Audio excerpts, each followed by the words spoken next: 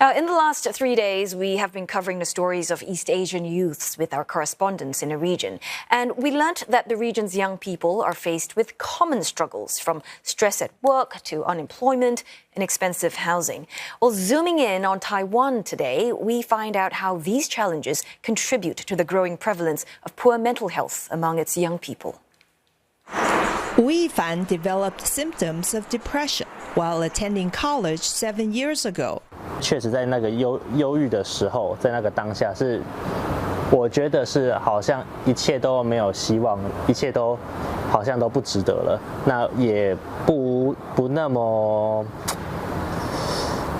就我本来想要去追求的那些东西，对我来说都没有吸引力了，对，也不值得我再去努力了。 Feeling lost and helpless became a daily routine for him. The 27-year-old described those years as the darkest moment of his life. 什么都不想做，然后就很痛苦，又觉得自己很糟糕的状态。这在那个当下是觉得自己很糟糕的啦。他觉得没有希望，之后做什么事情都不会成功。Wu did not know what he was feeling until he was diagnosed with depression after he went to seek medical help. 我自己的内化，在成长过程中也内化这些东西，让我期望自己可以出人头地啊，然后可以让人家看得起啊，然后赚到很多的钱，得到权利来，就是过更好的生活。 Official data shows the number of Taiwanese under the age of 30 taking medication for depression symptoms exceeded 215,000 last year. That's more than double the number recorded a decade ago. Still, some studies say that less than 30% of people with depression symptoms seek medical attention. Teacher Zhang Foundation is a social enterprise that offers mental health counseling in Taiwan. It says about a quarter of those reaching out to its counselors are aged below 30. 那我不知道我找到这个工作，它的就是未来的前景好不好？那可不可以就是让我有稳定的收入跟生活？那甚至他们可能会想到更多，比如说我未来买不买得起房子，我可不可以有一个稳定的收入，或者我可以成家。 Ms. Liu said low wages and high property prices may have contributed to the rise of such sentiments among young Taiwanese. Another non-profit organization, Zhang Tong Foundation, said prolonged use of social media has contributed to low self-esteem among young people and made them more susceptible to symptoms of depression. 我们的调查里头也是，如果你每天固定上网6个小时以上，那他的忧郁程度是高于其他就是没有6个小时以上的青少年。那它有一个原因是因为你上到那个社群媒体以后，你非常容易做比较，好像为什么大家都这么快乐？为什么大家都这么好？为什么大家那么美？ Former depression patient Wu has come a long way since his diagnosis years ago. Now working as a producer at a local internet company, he said he has picked up an important lesson in his recovery. 我知道在忧郁的时候，常常会觉得说，我好像一辈子就这样，我不一定会好起，就是会觉得自己好像没有办法好起来，会失去希望。但我觉得很重要的是要提醒自己说，情绪是一时的，那这个忧郁的情绪是会过去的。所以，然后我们不用急着在自己最忧郁的时候评断自己或做出决定。我觉得很重要啦。 Well, to discuss the mental health struggles of East Asian youths, we have with us Ivan Yeo, Deputy Director of New Zealand health charity Asian Family Services, CNA's Victoria Jen, and Tan Chiu-yi. Well, thanks so much for joining us for this important discussion. Let's just start with you first, Ivan. I mean, based on Victoria's report, there is a sense that there's a rising tide of depression, among the young people in Taiwan, but across East Asia, are you seeing an alarming rise in youth mental health crisis?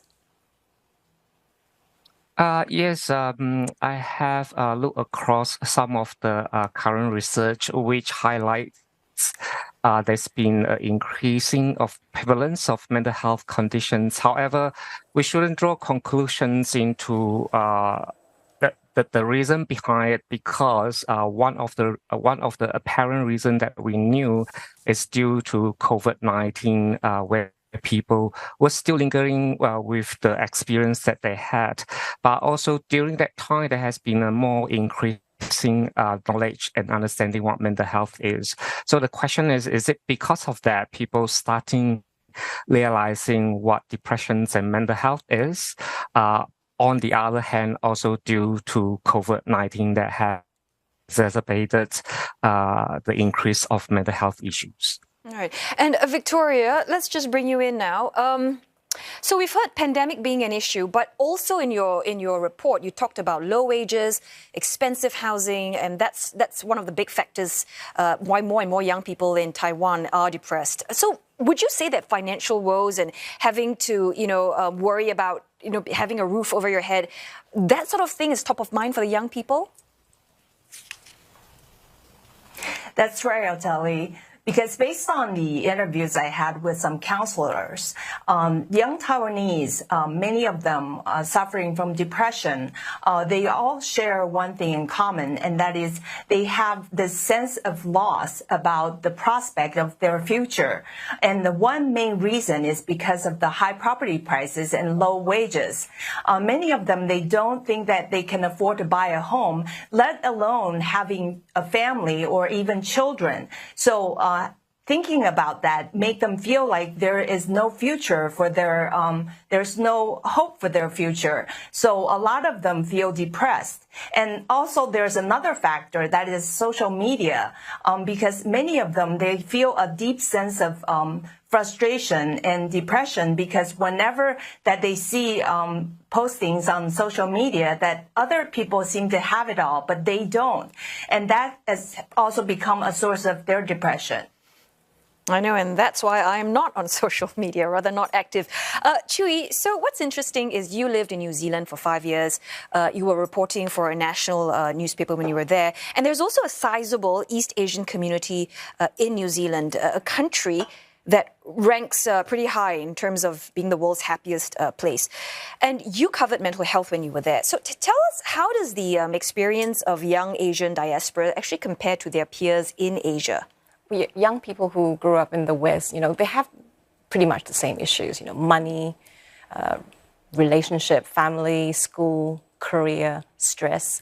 But it seemed to me from my reporting that people who grew up in the West who are of Asian descent, they carry a double burden, a double load of, being laughed at. I've heard of people who say that, when they were growing up, they were laughed at for bringing their smelly lunches to school. Oh dear. What sort of smelly lunches are we talking about? Dumplings, fried rice, lots of garlic, lots of onion, pretty strong smelling compared to the usual European fare of sandwiches. So students in New Zealand mostly have to bring their own packed lunches to school. So, on this front, on the school grounds, food racism can play up. I've heard stories like that across the board. Wow. And then last week, I interviewed Romy, a young New Zealander of Korean descent, who told me about growing up as a visible other, being different, looking different, and the sort of impact that it's had on her as a young person. Take a listen. As a Korean young person who grew up in New Zealand, I never fully felt like I belonged. I knew this was my home. I knew this was, these were my people. I knew this was my culture. But I never 100% felt like I belonged because I looked in the mirror and I could see that I looked different to everyone else around me. Ivan, Romy also told me about experiencing what she called internal racism. That's a kind of racism that's directed at your own culture. For instance, her as a Kiwi Asian, she felt judgmental towards her peers who preferred to stay at home until they got married, which is a very common thing. So how prevalent is this internal racism? Do you think, and what's behind it? Yeah, I can give you an example. A recent report by the New Zealand Education Review Office highlights some of the significant issues with, Asian students encounter in school, including, 20% of them have experienced loneliness or even being bullied at school or being teased because of their accents or because of their culture. They even feel that they have to hide where they came from at time, and they might be excluded to participate, like in school activities due to their ethnicity and so forth. As such, those incidents will become internalized of I'm not good enough because I'm not this, Europeans, blonde hair, blue eyes, and I looks different, and hence eventually, they might having that strong sense of I'm not good enough because I'm Asians. Anecdotally, we also hear, sometimes, especially parents who are not fluent in English, those children eventually will refuse to speak their mother tongue and only converse English to their parents and create intergeneration conflict as such. And that was due to external circumstances where they felt like they need to behave, they need to talk like a typical so-called Kiwi, so that they can be seen equal as part of their peers. Romy also said her teenage years were the hardest. Grappling with her identity was a big part of her depression. Take a listen. It's been incredibly confusing for me. I was born in New Zealand and I have done all my schooling in New Zealand and I've only ever lived here. So I feel very intertwined with the Kiwi culture here. However, at home I speak Korean. My parents are very much Korean. The way that we interact with each other is in a Korean kind of way. So essentially I'm living in these two different worlds. Now, Victoria, it's really heartbreaking when we hear Romy, speaking there about her experiences. And I know that you've spoken to a number of youths as well, and they seem hopeless about the future. But what were some of the stories that really stood out, that really made you feel like almost tearing up when you heard their side of things? I think it's really sad to hear a promising young man who is feeling lost and feeling hopeless about his future, considering that he has a bright future and he graduated from a really top school in Taiwan, but he just didn't feel that like there is a future ahead of him, and considering that he was in college. So when I was back in college, those were the best years of my life. But for him, it was like the darkest moment of his life. And that really surprised me. And also for many young people, college years are supposed to be the best time of their lives. They get to explore new things and they get to learn new things and to meet new people. But for Yifan, he just felt like there was no future and he has no interest in doing anything for that matter. But fortunately, he later found a therapist that had helped him overcome his depression. And so now he says that he have better control of his emotion. And also he's no longer showing any symptoms of depression. Right. Thanks so very much to Ivan Yeo, New Zealand's Asian Family Services, CNA's Victoria Jen, and of course Tan Chui for that discussion.